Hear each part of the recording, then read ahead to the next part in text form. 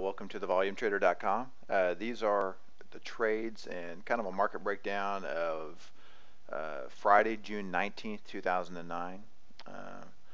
On this day, as far as the market goes, it was a quadruple witching day, which means there are several different contracts that have expirations, and so they'll be rolling over into other contracts. And a lot of times that creates volatility because one's buying, one's selling, and the market really didn't know what to make of it at times.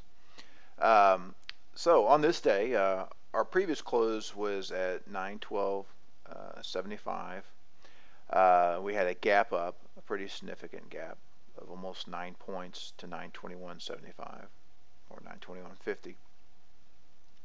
But as soon as the market opened up, it took a quick dip here, and at that point we've seen a lot of buyers step on board.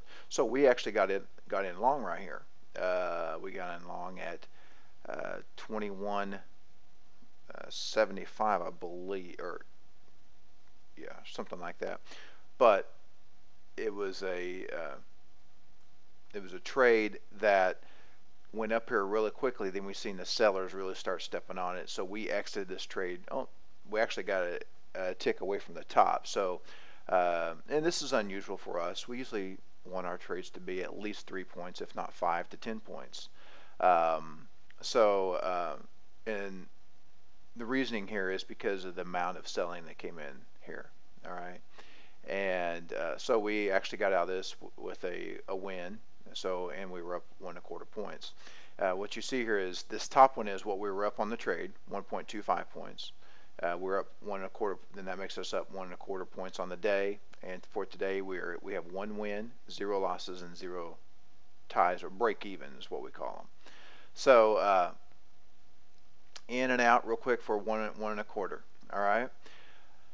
Then as the market pulled back here, then went up and retested, or went up and made a new high, then went up and retested it, we definitely seen the seller come in. So we went ahead and got short here. All right, uncharacteristic of us as well is, but the problem is this trade took 20 minutes to develop. You know, anything more than 10, we start getting a little bit, antsy. Not antsy, but your chances of the trade happening go down significantly. So what we did here is we went ahead, when it came down here, we went ahead and just put a break even. If it came and got us, it came and got us. All right. And the proper way to trade this is, looking back on it right now, is trailing it. And so I'm sure you've seen in some of our other videos, how we trail. I'm going to draw a line here. Okay. And when we enter the trade, our stop is a tick above the high. Okay, which would be right there.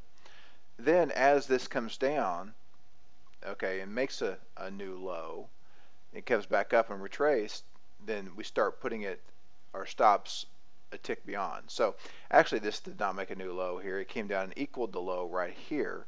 Okay, then when it came back up again, we still have our stop right here until it makes a new low. Then once it made a new low right here from these two bottoms, then our stop placement after it retraces back up should have been right there. Okay, and when we entered this trade, I had first had my target set at 915.25, right above this support area right here. All right, so what happened here is this thing actually blew on down to this support area at 918.75 and took a quick bounce, which we expect. Then at that point we should have trailed our stop on down. Whoops, this bar here. Sorry about that. We should have trailed our stop on down 1 tick above this high, then which would have been at 921.25. Okay. Then if it came back down, then went back up, then we're out of this trade. If we did this properly, like we should have, then we would have been up 2 ticks instead of a break even. So it really didn't do what we wanted until a little bit later. And as you can see here, it went up and retested the high again. When it when it come up and tested, it didn't come all the way over, all right, which is fine. But then when it did a retest, uh, the buyer was still there. It was still evident the buyer was trying to push it up, and the seller had not stepped in. The seller did not step in, even though this was a down bar. There were still buyers on this bar, but then on this bar here, the seller really started stepping in. So we did not get an opportunity to get short. Okay, so right now we only had two trades for the day. You know, on this pullback to here, we're looking forward to jet on down. It did not do that for us. Did not get an entry here. When it made new low, or the new low, it finally got to the 915.25 that we first said and thought it would get to in the beginning. On a retracement here, it didn't equal low price, so we didn't have a long there. It would have been short-lived anyway because it went ahead and made a new low.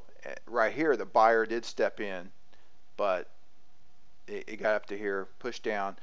Another great area to get short if this price could have equaled here. And the reason why we want price to equal is, or go a little higher, is we want to see what the buyer and the seller is doing back up at this area again. Okay, the seller stepped on it here, brought it down. Okay, a lot of times then you'll see a buyer push it back up, and you know, with weaker volume before it heads down. And that's what we were really looking at, is that confirmation. And it did not give it to us there. Even when it made the new low, the buyer immediately stepped in and did not let off the pedal. So, you know, we did not get a retracement back down, or a retest back down here to be able to look at a long.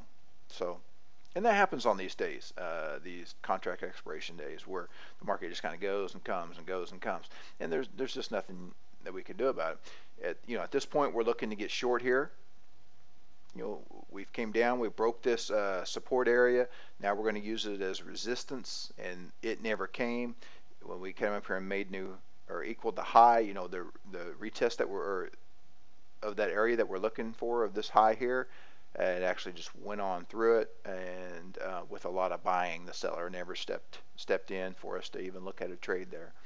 Now we got up here and looked at this area, this back up here at this now is a resistance area, and it never retested the high for us to look at a short here, and that would have been a good short. And so then that was the day.